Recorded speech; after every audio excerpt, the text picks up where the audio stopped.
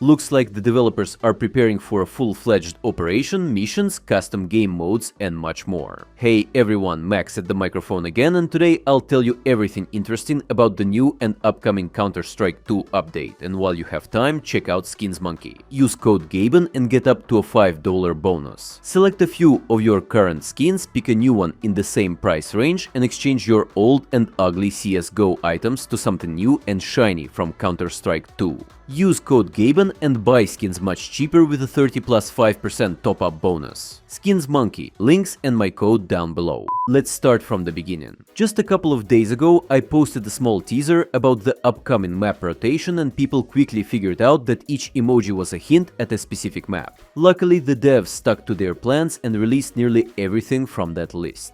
Grail is a map featuring a giant octopus and a golf course. Jura includes a castle located in Poland.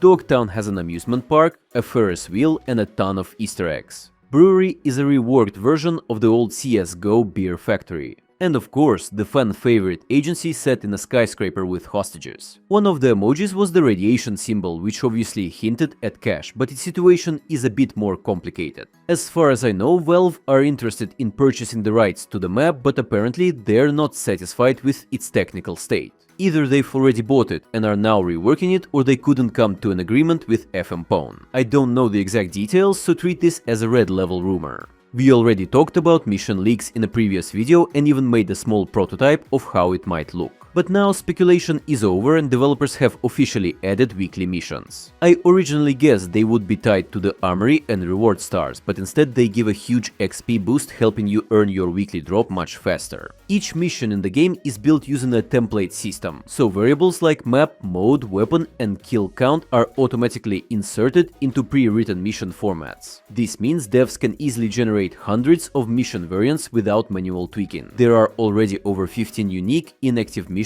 prepared in the game files. This means Valve has a planned rotation for at least several months ahead, complete with predefined texts, conditions and descriptions. For example, get 15 kills with the famous on Mirage in deathmatch mode. In CS2's code, missions are divided into two types: operation and recurring, which is the new format. Recurring missions are simpler, released weekly, don't require a pass and disappear after 7 days. So Valve has technically separated these from traditional operations, suggesting a long-term plan to develop weekly missions independently. What's interesting is that operation missions are stored in a separate group that's set as the default. But currently only the recurring group is active. This could mean Valve isn't planning to completely replace operations with armory and weekly missions, but instead introducing a parallel system, keeping the door open for full-scale events with passes, challenges and rewards. Now here's something intriguing. The game files reference a new system for custom game add-ons. In short, all community maps have been moved to a new folder called CSGO Community Add-ons, and the game now looks for both official and unofficial add-ons. This might be a sign that custom game modes, something we've seen hinted at in CS2 files, can be actually added in the future. It would be awesome to get something similar to the Dota 2 arcade system with community-made game modes. Especially now, since Valve just forced the classic offensive project to stop their development, since it was built on CSGO, which no longer supported and has a license. And finally, let's talk a bit about anti-cheat.